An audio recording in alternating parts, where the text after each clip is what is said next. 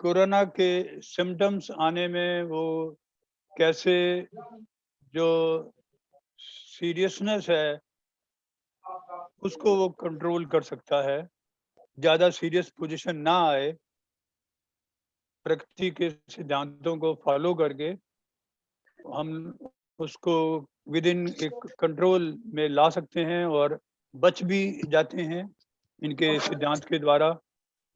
अभी तक जो हमने देखे हैं 5 तत्वों के द्वारा, और अब हम उस 5 तत्व में एक पृथ्वी जो तत्व है, जिसका मुख्य फूड है, तो उसी से रिलेटेड ये टॉपिक है जो आज हमने रखा है कि फास्टिंग जो है ये कितनी ताकतवर एज ए मेडिसिन ही है।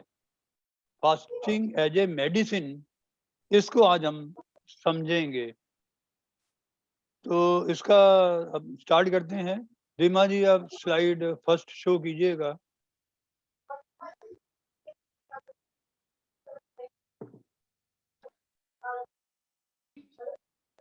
फास्टिंग के भी 7-8 सिद्धांत हैं जिनको हम 1 बाय 1 टेकअप करते हैं। पहली बेसिक चीज समझनी है कि हम बीमार क्यों पड़ते हैं। जैसे पहले भी हमने लिया था, तो आगे स्लाइड लेते हैं। Next slide. मैंने कहा आपकी थोड़ी इंट्रोडक्शन पता चल रही है ना, इसलिए आई हाँ हाँ, just took a pause. Sure. Uncle बहुत सालों से इसमें हैं और मैं भी शायद अंकल 5-6 साल से तो आपको जानती हूँ, इजंट इट? हाँ, संदीप जी भी काफी टाइम से जुड़े में हमारे साथ। मतलब उनके पेरेंट्स तो उससे पहले के भी योग साधन से जुड़े में। हाँ, वो 50 साल से चल रहे। हाँ। ओके।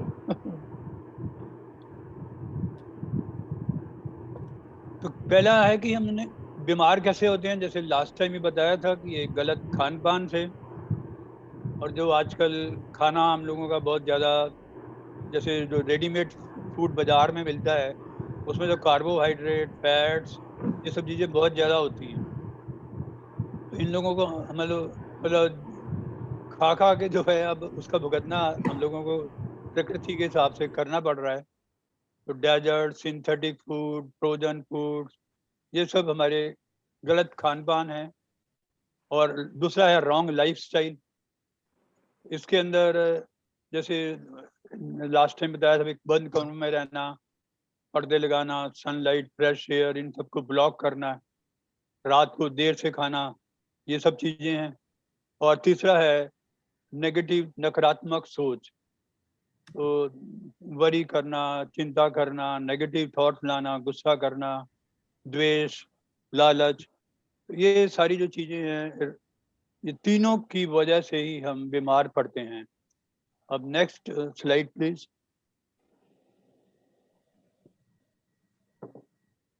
तो फास्टिंग जो एज ए मेडिसिन जो है, फास्टिंग का मतलब है कि जो भी हमने खान पान अभी तक किया है, अभी तक खाते आए हैं, उसको हमने कम कर देना है या जीरो कर देना है, ताकि वो हम रिकवरी में आ सके। मतलब उसको इनटेक को हमने एक कंट्रोल कर दिया, जिसकी वजह से हम बीमार हो रहे हैं। तो इस वजह से जो फास्टिंग कोई नई चीज नहीं है, ये पिछले 150 साल से मतलब लाइमलाइट में मैं कहूँगा आया है। जर्मन और यूरोप के जो नेचर हीलर्स थे, जो जंगलों में उन्होंने जब उनकी बीमारी जो है दवाइयों से नहीं ठीक हुई, तो काफी सारे ऐसे लोग थे, एक्सपर्ट्स, जो आज मतलब नेचुरल हीलिंग के माने गए हैं। जब उनको कहीं से उनकी समस्या का समाधान नहीं मिला दवाइयों से, तो वो उन्होंने जंगल में जाके रहना शुरू किया, ऑब्जर्व किया कि प्रकृति कैसे रहती है, प्रकृति के जो जानवर हैं, एनिमल्स हैं, कैसे रहते हैं। और वहां से उन्होंने ऑब्जर्वेशंस की और उनको अडॉप्ट किया और वो ठीक हो गए। और फिर उन्होंने ये जो मैसेज है कि जिसमें से फास्टिंग भी एक है, लोगों तक पहुंचाया।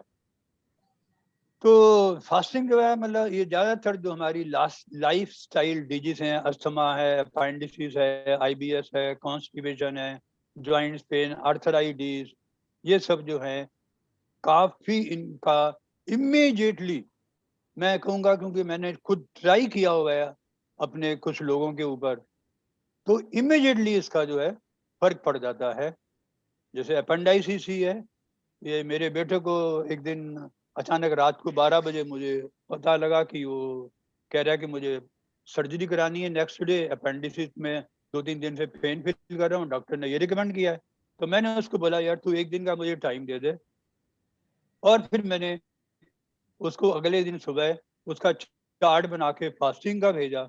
उसने 3 दिन फास्टिंग की और आज तक जो है उसको अपेंडाइसिस का ना प्रॉब्लम दोबारा हुई, करीब 1 साल हो गया है इसको, और ना ही उसको कोई ऑपरेशन कराना पड़ा। ऐसे ही पाइल्स की किसी को प्रॉब्लम थी, उसने भी फास्टिंग किया 5 दिन का और उसका भी प्रॉब्लम आज तक दोबारा नहीं हुई।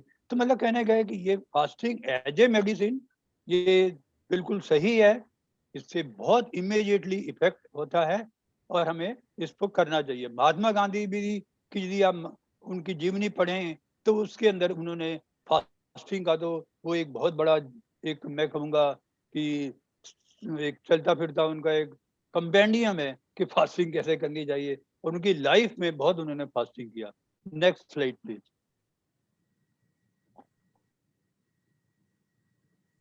अब हम थोड़ा समझते हैं कि इसका विज्ञान क्या है, फास्टिंग से क्यों फायदा होता है। तो एक तो जितने भी हमारे ये मतलब प्रॉब्लम्स हैं, डिजीज हैं, वो हैं बेसिकली जहाँ भी और हमारे ऑर्गन्स में, जॉइंट्स में जाके वो एज ए टॉक्सिक जमा हो जाते हैं, वहां पे वो ऑर्गन जो है वो काम नहीं करता है। और जब हम फास्टिंग करते हैं तो देखिए अब होता क्या है कि जो हमारा डाइजेशन सिस्टम है इसको हमने ओवरलोड कर रखा है, क्योंकि हम बीमार हैं, जैसे किसी को अस्थमा है और वो ऊपर से फिर खाना खाता है जो भी जिसकी वजह से वो बीमार हुआ है, क्योंकि अल्टीमेटली है तो डाइजेशन, डाइजेशन से ही सारी बीमारियां पैदा होती हैं। यदि उसका डाइजेशन अच्छा होता तो उसको अस्थमा भी ना होता।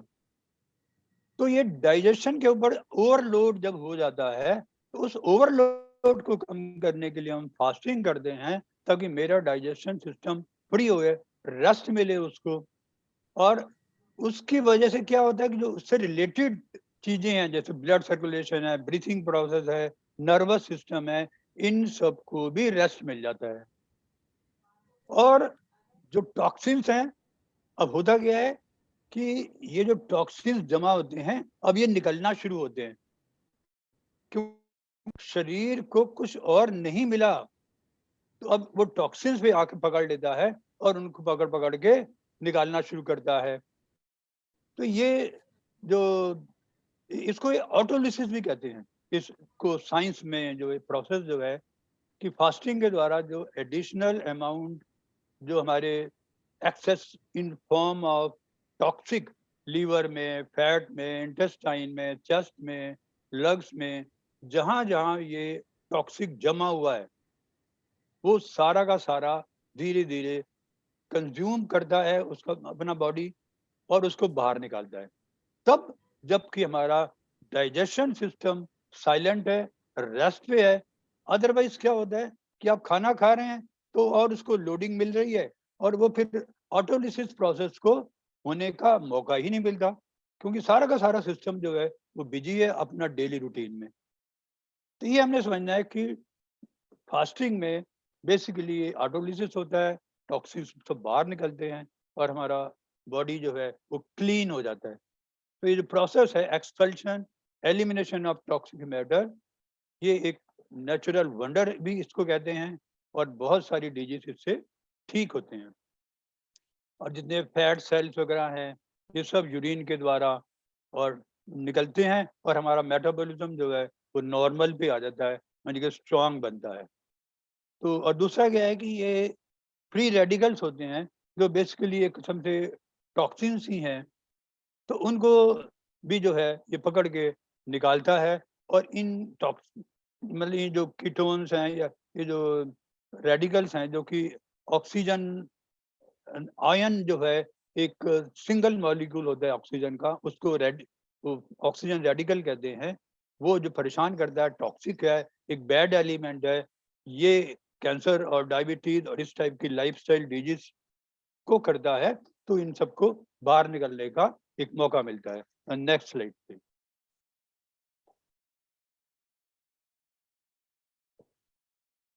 अब हम आते हैं कि फास्टिंग कितने टाइप से होती है। तो जो मोस्ट, जैसे बहुत ज्यादा बड़ी डिजीज है, क्रॉनिक डिजीज है, काफी टाइम से है, तो उसके लिए तो फास्टिंग खाली वाटर के ऊपर है। नींबू वाला पानी पीजिए, 8 से 12 ग्लास पानी दिन में आप पीते रहें। थोड़ा सा आपको दिक्कत आएगी जब आपका ब्रेकफास्ट, लंच और डिनर का टाइम है, आपको थोड़ा अनकंफर्टेबल लगेगा क्योंकि आपका खाने का टाइम होता है वो। पर वो आधे घंटे का सिर्फ टाइम होता है।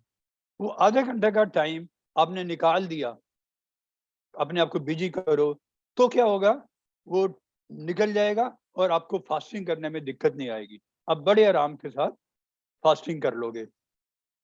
ये मतलब जितनी ज्यादा सिविरिटी हो, जैसे मैं कह रहा हूँ, जैसे सीरियस लास्ट स्टेज में तो कैंसर को बचना मुश्किल है पेशेंट को, बट लास्ट स्टेज से माइल्ड स्टेज में हो तो लंबी फास्टिंग करने पे, इंटरमिटेंट फास्टिंग करने पे, जैसे पहले 4-5 दिन फास्टिंग की, फिर नॉर्मल फूड लिया, फिर फास्टिंग की, फिर नॉर्मल लिया, ऐसे करते करते मतलब लंबी फास्टिंग के द्वारा ये ठीक हो सकता है। बट स्ट्रिक्टली नमक नींबू वाले पानी पे लेनी है फास्टिंग, और इसमें आप हनी डाल सकते हैं। दूसरी फास्टिंग है जूसेस के ऊपर। ये फ्रूट जूस भी हो सकते हैं या वेजिटेबल जूस हो सकते हैं, पर दोनों को मिक्स नहीं करना। या खाली फ्रूट जूस रखिए या खाली वेजिटेबल जूस रखिए। दोनों में जो, यदि आप किसी से सलाह लेंगे नेचर हीलिंग वाले से, तो आपके बलिए बता देगा कि आपको ये डिजीज है, तो आप जो हैं ये वाली आप जो हैं मतलब फास्टिंग करें। आपके लिए ज़्यादा अच्छी रहेगी वेजिटेबल जूस वाली या फ्रूट जूस वाली। तो इसमें क्या होता है इस फ्लूड वाली फास्टिंग में, कि आपने दिन में 5 दफ़ा या 6 दफ़ा फ्रूट जूस फ्रेश सीजनल, जो मौसमी हो, मौसम का हो, उसको लेना है।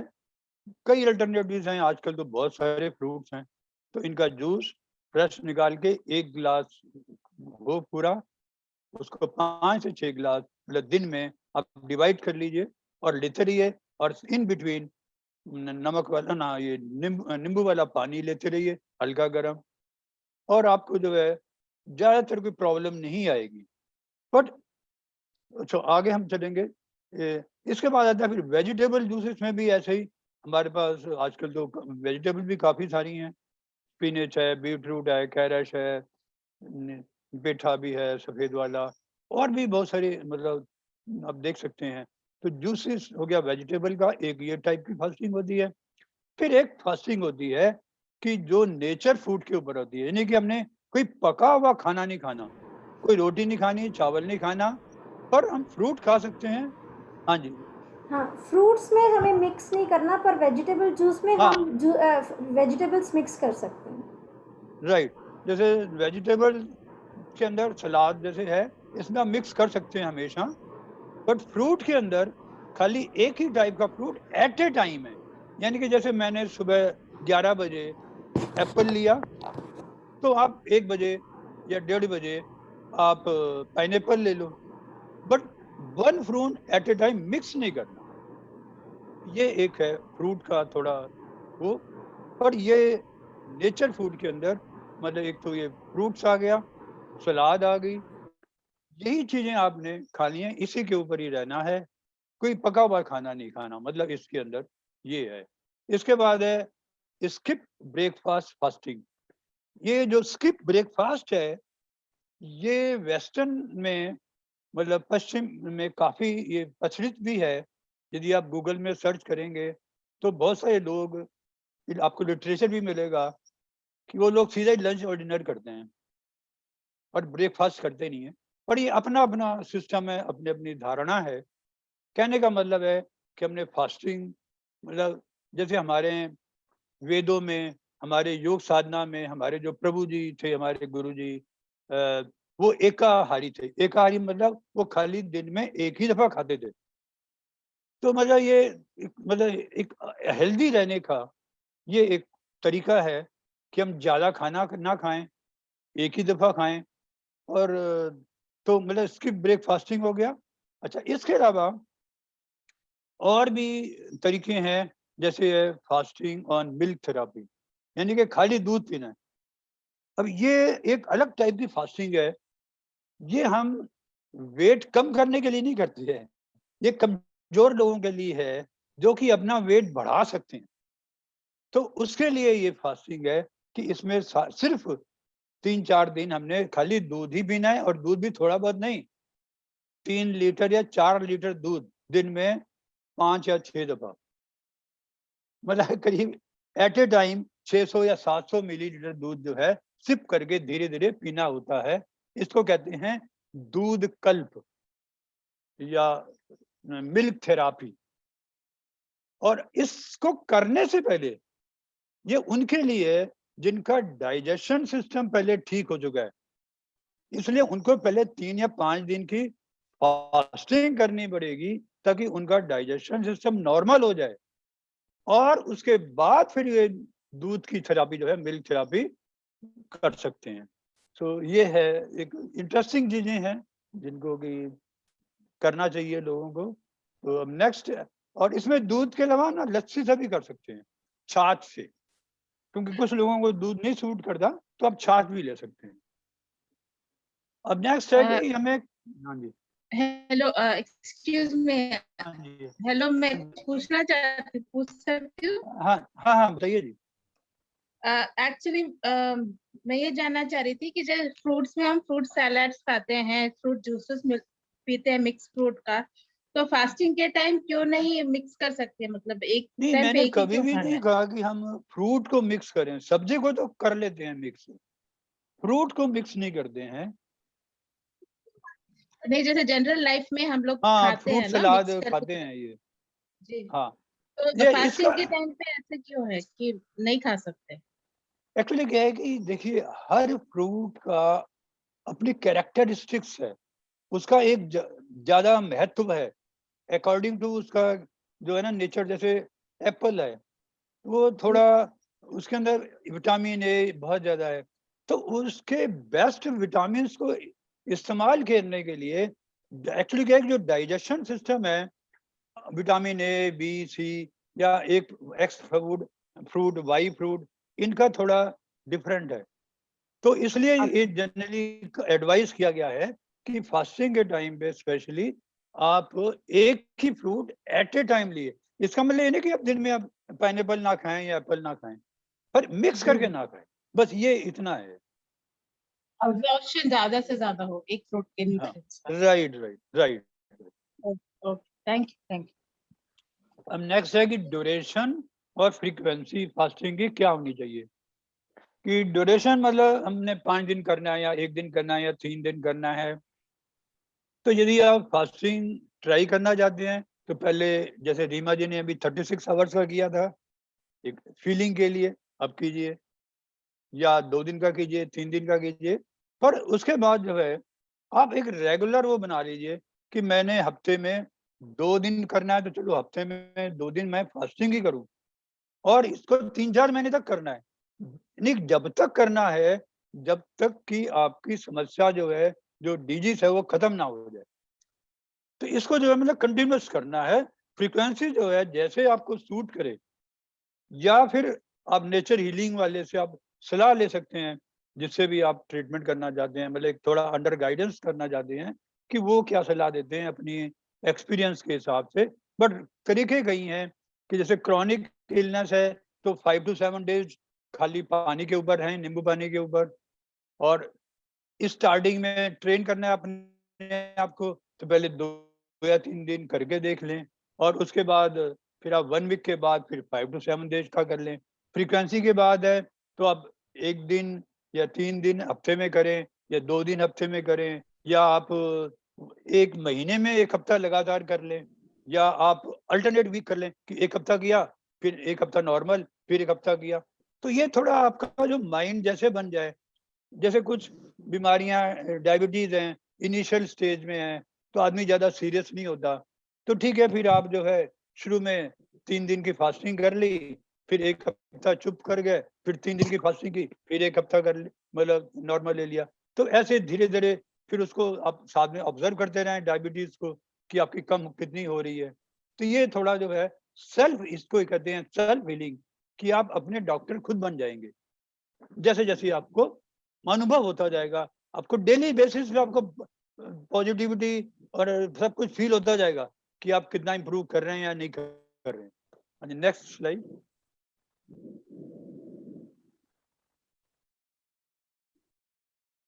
तो अब कुछ ये मिस भी हैं कि जैसे कहते हैं कि भाई डायबिटीज वाला आदमी को फास्टिंग नहीं करनी चाहिए, ऐसा नहीं है। फास्टिंग के अंदर जैसे आप फ्रूट के ऊपर कर रहे हैं, तो दिन में 5 दफा आपने 5 गिलास फ्रूट ले लिया या 5 गिलास वेजिटेबल जूस ले लिया, तो कहाँ आपको प्रॉब्लम आएगी? बिल्कुल नहीं आएगी। और फिर भी ज्यादा है तो आप जो टैबलेट लेते हैं इंसुलिन की या डायबिटीज की, वो आप ले लो, क्या हुआ? वो आप पानी गर्म पीते ही हो सारा दिन, तो वो कोई गलत इफेक्ट नहीं करने देगी। जब तक आप पानी पी रहे हैं हल्का गर्म, कोई भी दवाई जो है वो गलत असर नहीं होने देगी। तो आप दवाई भी लो अपना, क्योंकि माइंड भी आपका स्टेबल रहना चाहिए कि यार मैंने डायबिटीज की दवाई ले ली है, और साथ में आप नेचर हीलिंग से उसको ठीक करना शुरू कर दो। तो ये मतलब जो एक मीथ है कि भाई डायबिटिक लोगों को, जनरली लोग यही छूटते यही कहते हैं कि मैं तो डायबिटिक हूँ जी, मैं फास्टिंग तो नहीं कर सकता।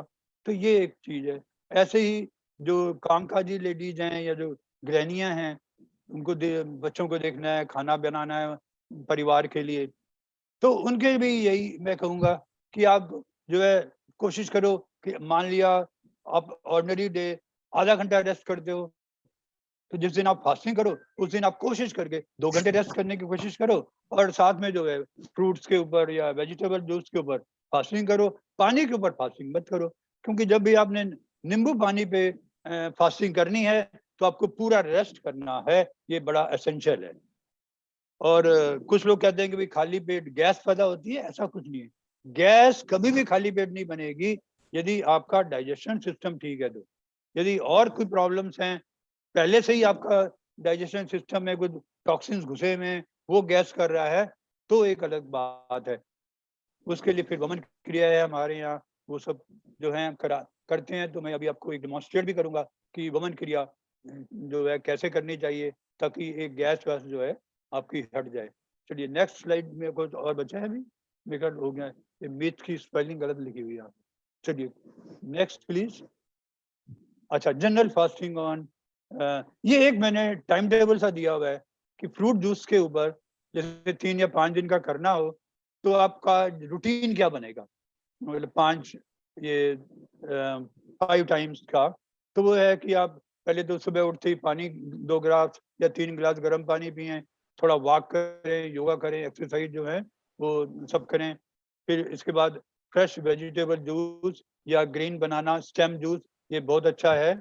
और ये ग्रीन कोकोनट वाटर, इसके बाद आप 9 बजे ये ले लें। फिर उसके बाद जो आपका नाश्ते का टाइम है, तो उसमें आप फ्रूट जूस 1 गिलास ले लें। मतलब इतने सारे जो भी ऑप्शन आपने डिसाइड की हुई हैं, एप्पल है, पाइनएप्पल है, पोमीग्रेनेट है, अनार है, और जो भी मतलब आपके ग्रेप्स हैं, बहुत सारे आपके पास ऑप्शन है। तो आप पहले से डिसाइड करके रखें कि इतने बजे मैंने ये वाला फ्रूट लेने का जूस, इतने बजे ये लेना है, इतने बजे ये लेना है। तो इस प्रकार से आप ये 2 बजे, 5 बजे और 8 बजे, तो इस प्रकार से आपका टाइम डिवाइड हो जाएगा और आप जो है दिन में लेते रहेंगे।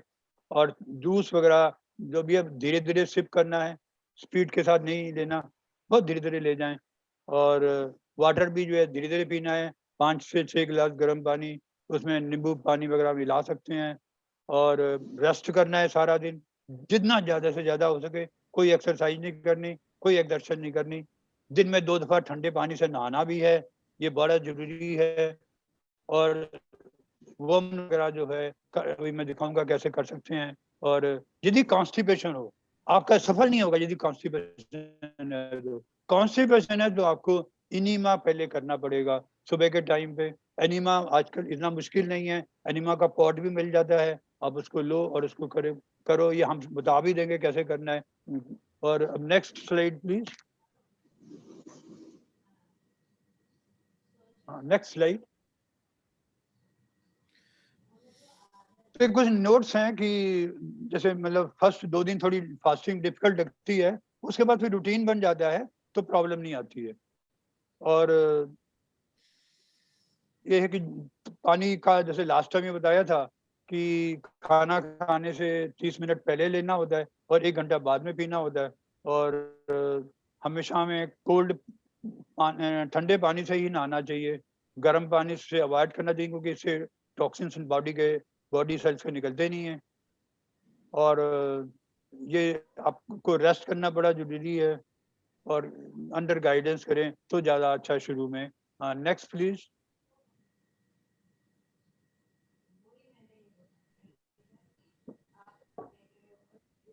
तो अब फास्टिंग आपने कर ली, मान लिया 3 दिन 5 दिन, तो नेक्स्ट डे जो है ना हल्का खाना है। खिचड़ी खा सकते हैं, दलिया खा सकते हैं, मतलब एकदम हमने लोड नहीं कर देना अपनी बॉडी को कि पूरा नॉर्मल खाना खाएं। दूसरे या तीसरे दिन से आप नॉर्मल खाना खा सकते हैं। सो ये था आज का जो है। अब कोई क्वेश्चन आंसर हो तो आप कर सकते हैं।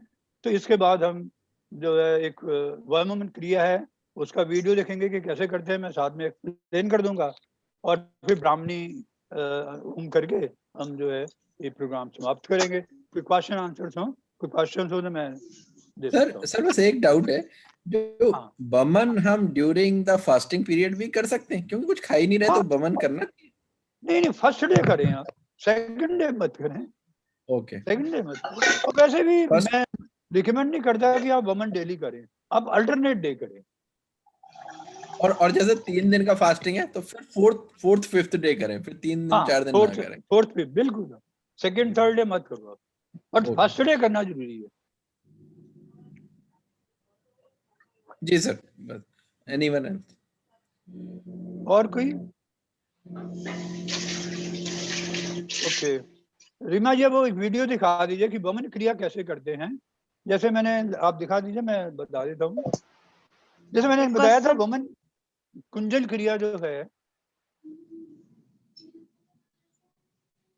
हेलो, ये, हाँ जी, एक क्वेश्चन ये है कि अगर ब्रेकफास्ट स्किप ना करके डिनर को स्किप कर दिया जाए तो आपने कहा ना कि ब्रेकफास्ट स्किप कर सकते हो, देखिए आप बिल्कुल कर सकती हैं ऐसे।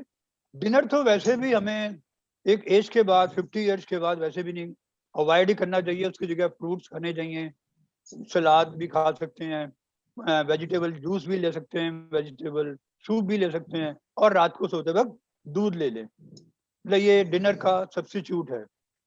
बट यदि आप मतलब ये आपकी जो प्रॉब्लम सिविरिटी की नहीं है, मतलब डिजीज की, तो आप डिनर को स्किप करके ऑब्जर्व करो 1 हफ्ता या 10 दिन या 1 महीना कि क्या आपकी डिजीज कम होती है नहीं होती है। यदि नहीं होती तो फिर आपको फास्टिंग में आना ही पड़ेगा। रमेश कुमार है, एक है हाँ जी, लैम्डा का एमडी है क्या? हाँ जी, हाँ जी। एक क्वेश्चन है कि अगर जूस ना पीना हो तो अगर फ्रूट से ही अकेला खा के फास्टिंग हो, हाँ, मैंने आपको रहेगा?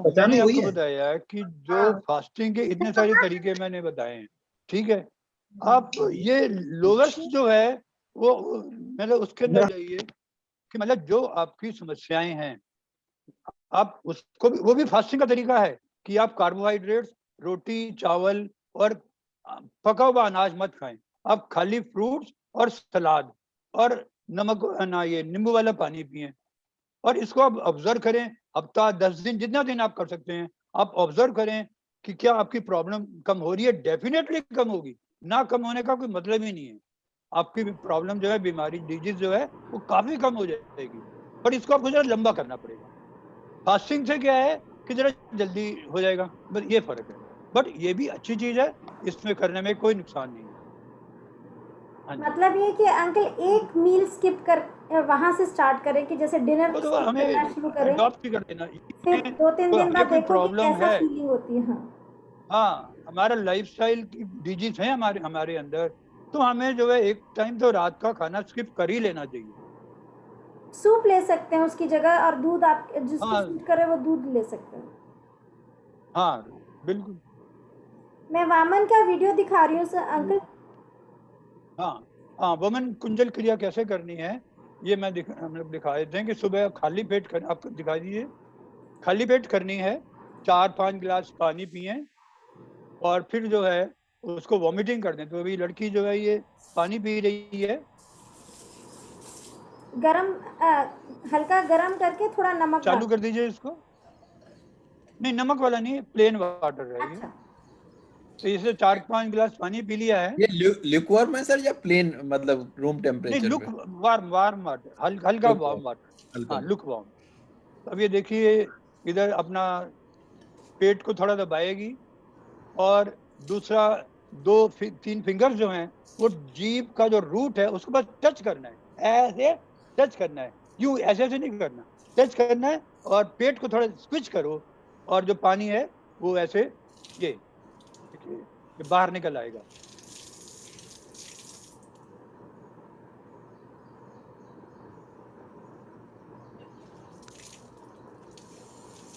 ये पानी बाहर निकला। अब ये एक्चुअली ये अभी नई नई है, ये इसने नया नया सीखा है, पर जैसे हम लोग करते हैं तो हमारा पानी जो है एकदम पिचकारी की तरह बाहर आता है अपने आप भी। थोड़ा सा हमने पेट दबाया और थोड़ा सा यूं किया और बाहर आ जाता है पानी पिचकारी की तरह।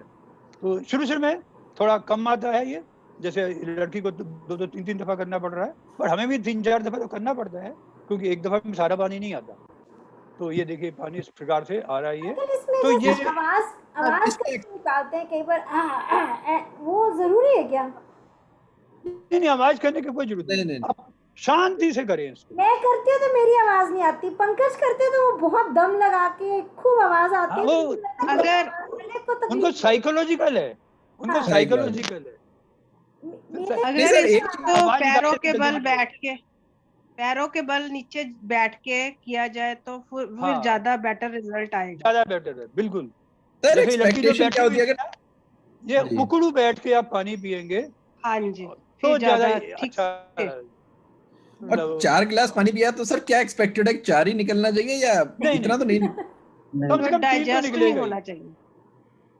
3 भी निकल जाए तो अच्छा है। ओके, और और यदि हाँ थोड़ा वही बहुत लगातार रह तो, भी जाएगा तो यूरिन के द्वारा निकल जाएगा। और वहाँ निकल लगातार जी। पीना है, मतलब आपको एट वंस पीना है, यानी कि रुक रुक हाँ, के मतलब पिएंगे बीच तो में नहीं गैप नहीं निकलेगा। देना, गैप नहीं देना।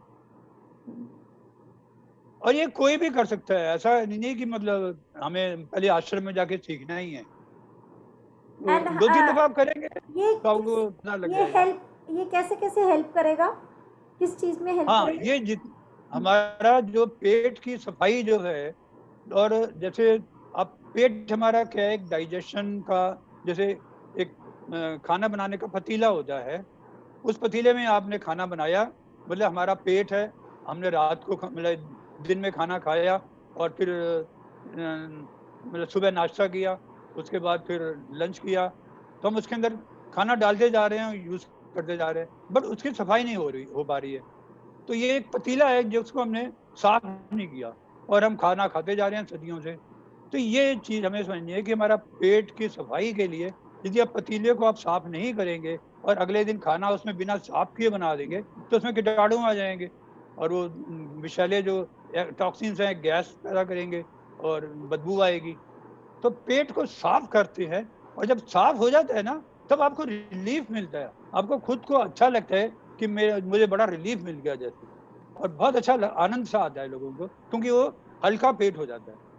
तो ये जब आप करेंगे तो आपको इसके फिर फायदे अपने आप भी आने शुरू हो जाएंगे कि आपका डाइजेशन बेटर हो गया और आपका एक दिन की एक अच्छी शुरुआत हो गई, एंड मतलब इसको भारीपन जो है धीरे धीरे खत्म होता जाए। अंकल वीक में कितनी और बार बाकी करना है इसके ये भी फिर बता दीजिए। बेनिफिट्स तो बहुत सारे हैं, नहीं, वीक में 2 बार बेनिफिट्स करना इसके है? बहुत सारे हैं। 2 बार? नहीं, हफ्ते में 2 या 3 दफा कर सकते हैं, 2 से 3 दफा। डेली करने की जरूरत नहीं है। हाँ, 2 से 3।